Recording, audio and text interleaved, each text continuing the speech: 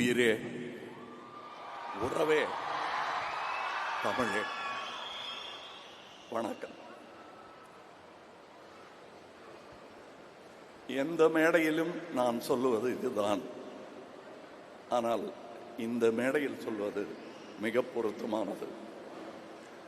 கல்வியும் அன்பும் ஒருங்கே கிடைப்பதில்லை. அம்மாட்ட கிடைக்கும், அகரத்தில் கிடைக்கும். அது எவ்வளவு பெரிய விஷயம். அதாவது சினிமா வானில் நட்சத்திரமாக இருப்பதற்காக கொடுக்கப்படும் கிரீடம் அதெல்லாம் வேற. ஆனா இந்த சமூக வானில் இந்த மாதிரி நற்பணிகள் செய்பவர்களுக்கு முட்கிரீடம் தான் கிடைக்கும். பரவாயில்ல, அந்த கிரீடம் போதும் எனக்கு என்று சொல்வதற்கு மனம் இல்லை, மனோபலம் வேணும், அந்த தைரியம் வேணும்.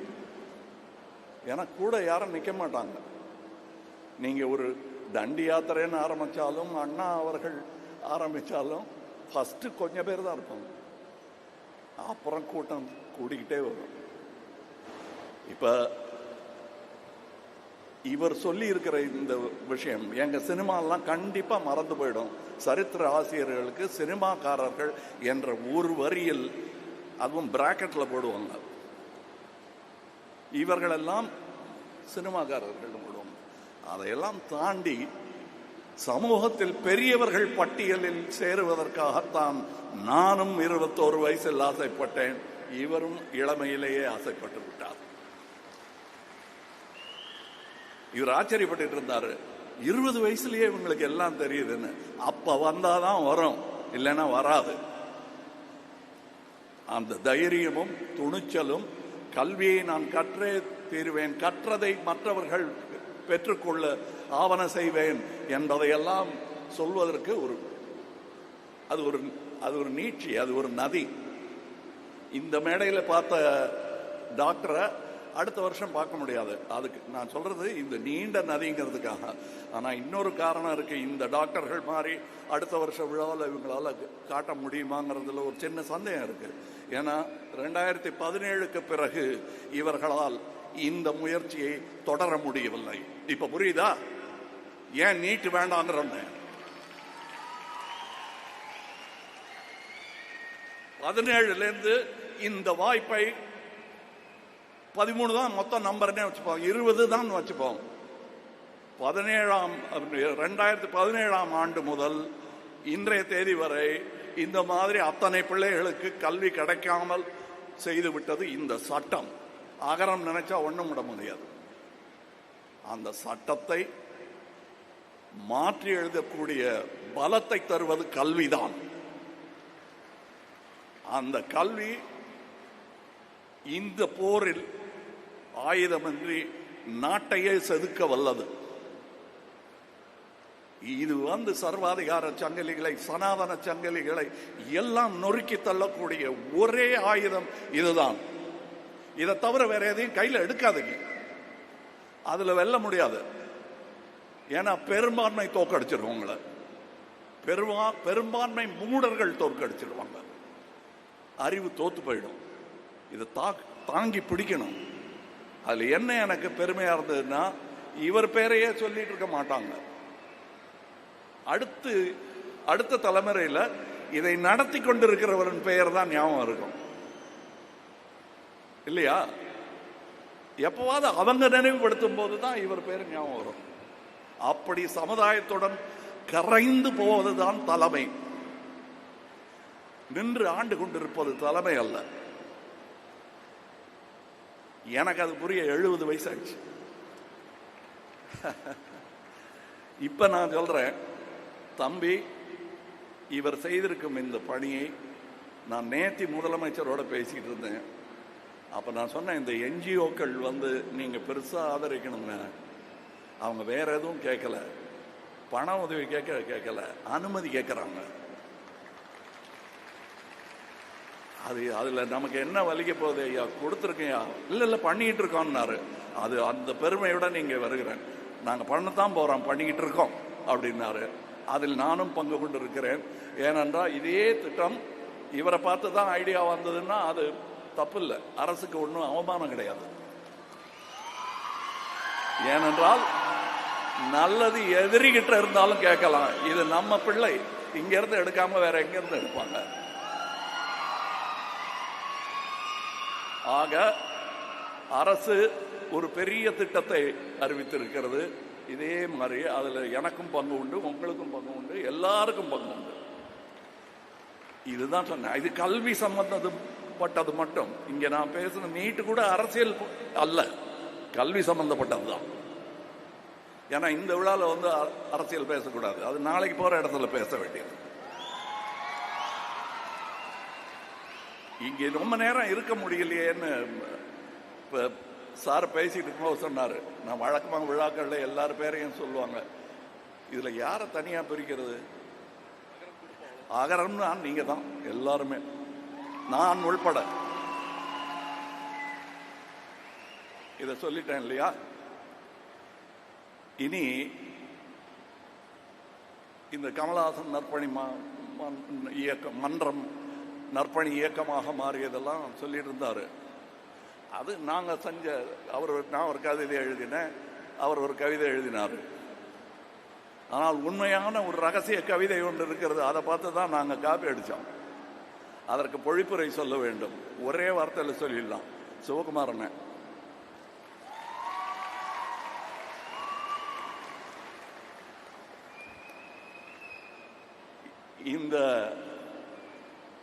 இந்த குற்றத்தை செய்தவர் அவர் தான். ஏன்னா எதிர்த்தரப்புல இருந்து பார்க்கணும்ல, அதை இந்த குற்றத்தை செய்தவர் அவர் தான். நான் ஃபர்ஸ்ட் பெரிய நடிகனா வளர்ந்து இருக்கும் போது இப்படி நகர்ந்து இடம் கொடுத்தவர், வா அப்படின்னு. நிஜமா நான் சொல்றது மேடை அலங்காரம் இல்லைங்கிறது அவருக்கு தெரியும். இது நாங்க 2 பேரும் பேசிக்கிறோம், நீங்க ஒட்டு கேட்கறீங்க, அப்படியே வச்சுக்கோங்க. இந்த மைக்கும் அதான் செஞ்சிட்டு இருக்கு.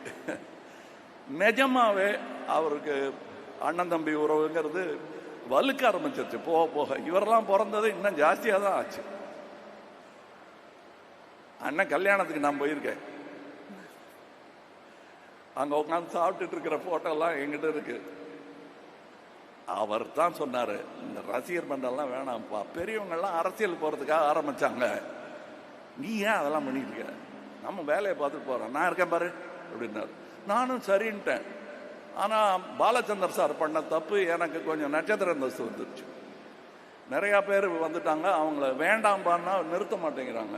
அப்புறம் அண்ணன்ட்ட சாரி சொல்லிட்டு நற்பணி இயக்கமா மாற்ற போறேன், அது ரசிகர் மன்றம் இல்லைன்னு சொல்லிட்டு ஆரம்பிச்சது. அது அதுக்கு என்ன பாராட்டி இருக்காரு அவரு. ஆக எந்த கவிதையுமே அதற்கு முன்னோடி ஒன்று இருக்கும். இது அற்புதமான கவிதை, அதில் விதை அந்த ஆளு. அவர்கிட்ட கேட்டோம்னா அவர் பல பேர் சொல்லுவார். அது வந்து ஒரு அந்த குடும்பம் கனெக்ட் ஆயிடும். எப்படி இருந்தாலும் உலகத்தில் எங்க இருந்தாலும். எனக்கு இன்னைக்கு நான் ஃப்ளைட்டுக்கு போனோம் டெல்லிக்கு, அதனால தான் இங்கே இல்லைன்னா நான் பேசியிருப்பேன் இன்னும் நிறையா. இங்கே காலையிலேயே வந்திருக்கணும் நான் உங்களை மாதிரி. பட் வேலை நிமித்தமாக நான் நிறைய டீசர், ட்ரெய்லர், சினிமா, நாங்களே ஆடியோ ரிலீஸ் அதெல்லாம் பண்ணுறோம். அதிலெல்லாம் கிடைக்காத சந்தோஷம் இதில் எனக்கு கிடைக்கிறது. அது நாங்கள் பண்ணுறது பல மக்களை சந்தோஷப்படுத்தும் ஒரு அற்புதமான கலைத்துறை. ஆனால் அது வியாபாரத்துறையும் கூட, லாபத்தை எதிர்பார்த்து கொண்டே இருக்கும். அதுல வந்து எனக்கு அதுதான் சோர்படுது. எனக்கு அது வேற விஷயம். அதுதான் நற்பணி இயக்கத்தையும் நடத்துகிறது. அதுக்கு நன்றி சொல்லிக்கொண்டு அதோட இருக்கலாமே தவிர, அவங்க கேட்குற கேள்விக்கெல்லாம் எனக்கு பதில் இல்லை. எங்க பாட்டு எத்தனை பாட்டு, ஸ்டண்ட் இருக்குமா, ஃபைட்டெல்லாம் இருக்கு இல்லைங்க. அப்புறம் வெளிநாட்டில் பாட்டெல்லாம் எடுக்கிறோம் அவங்க கேட்டதுக்காக. ஆனால் இங்கே பார்த்தேன்ல வெளிநாட்டு காட்சி, அதுதான் that is a love story. காதல் பாட்டு நீங்கள்லாம் பாரிஸில் ஈஃபில் டவருக்கு அடியில் நின்று பாடுறீங்களே, அது இல்லை. ஆஸ்பத்திரியில் நின்று அவங்க பேசிக்கிட்டு இருக்காங்கல்ல, அது எனக்கு பாட்டா கேட்குது. அன்பு, கல்வி, போதுமானது. இந்த ஆயுதத்தை வைத்து உலகத்தை வெல்லலாம். அதற்கான படை இது. எங்க நிக்க சொன்னாலும் இந்த கூட்டத்தில் நான் நிற்பேன். ரொம்ப நேரம் பேசிட்டு இருப்பேன். நான் எனக்கு பிடிக்கும். அதுவும் அவர்கிட்ட இருந்து கற்றுக்கிட்டது தான். நாங்கள் 2 பேரும் பேச ஆரம்பிச்சோம்னா யாராவது நிறுத்தி இந்த பக்கம் இடுப்புல சண்டை பிரிக்கிற மாதிரி தான் பிரிக்கணும். எங்க 2 பேரையும் போதுங்க, அவர் வீட்டுக்கு போகணும், நீங்களும் வீட்டுக்கு போகணும். அப்படியா, சரி, என் வண்டியில் ஏறு, நான் உனக்கு மிளகா பஜ்ஜி வாங்கி தரேன், உன் வீட்டில் இறக்கி விட்டுறேன்னு பேச்சு தொடரும். அப்படி பேசி வளர்ந்தவர்கள், பேசி வளர்த்தவர். அந்த பேச்சு இங்கேயும் கேட்டிருக்கோம். இவர் காதலையும் ஓதி இருப்பார் அந்த மந்திரத்தை. இதை உச்சரிக்க மறந்தவர்கள் அந்த உன்னதத்தை இழந்து விட்டார்கள். அன்பும் அறிவும் தான் அற்புதமான மந்திரங்கள். இதை தவிர வேற எந்த துதியும் நிந்தனை தான்.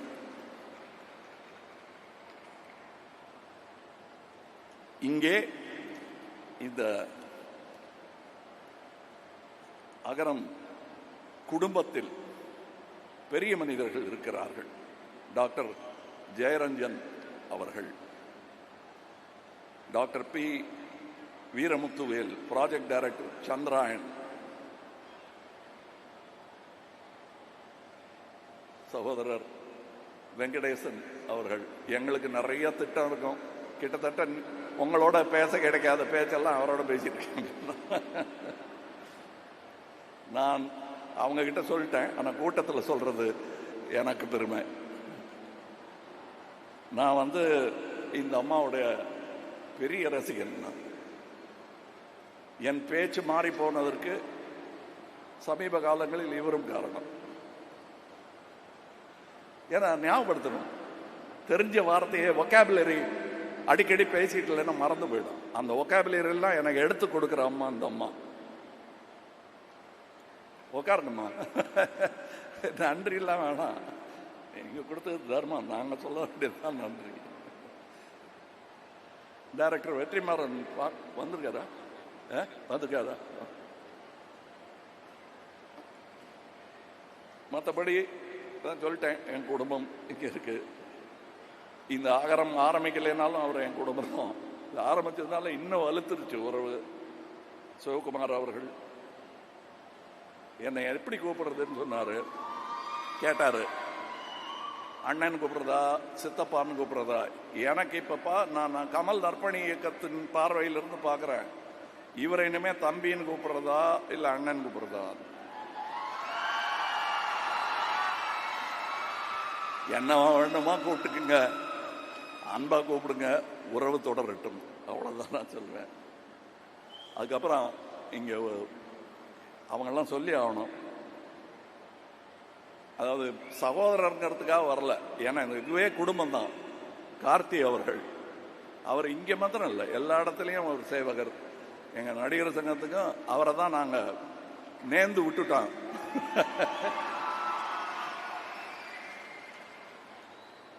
அப்புறம் என்னுடைய நண்பர் ஞானவேல் அவர்கள், ஜெயஸ்ரீ அவங்க தான் இதை நிர்வகிச்சிட்டு இருக்காங்க. SR பிரகாஷ் பாபு அவர்கள். ஆனால் இவருக்கு முதல்ல தான் இந்த பேரை ஆரம்பிப்பாங்க. ஆனால் வந்த உணர்ச்சி பிரவாகத்தில் மேட்ரை சொல்லிடுவாங்க, அப்புறம் பேரெல்லாம் படிக்கலாம்னா நான் அப்புறம் வந்துட்டேன். நான் ஓரளவுக்கு நல்லா நடிப்பேன். அதில் யாருக்காவது சந்தேகம் இருந்தால் தம்பியை கேளுங்க, அண்ணன் தான். எனக்கு வக்காலத்து வாங்க அவங்க தான் வருவாங்க. இது எதுக்கு இப்போ சொல்கிறீங்கன்னு. என் நடிப்பு மேலே எனக்கு சந்தேகம் வந்துருச்சு, அதனால தான் இதை கொண்டு வந்தேன் நான். ஒருவேளை நம்ம நடிக்க வராமல் அழுதுருவோமோன்னு பயம் வந்துருச்சு எனக்கு. நான் என்ன சொல்கிறேன்னு சிவகுமாரன் எனக்கு தெரியும். அதனால நான் நல்லா நடிக்கிறேன் தான், அழாமல் பேசிட்டேன். நன்றி. ஏர்போர்ட்டுக்கு போனோம், அதுக்கு முன்னாடியே பறக்க ஆரம்பிச்சிட்டேன் நான். வணக்கம்.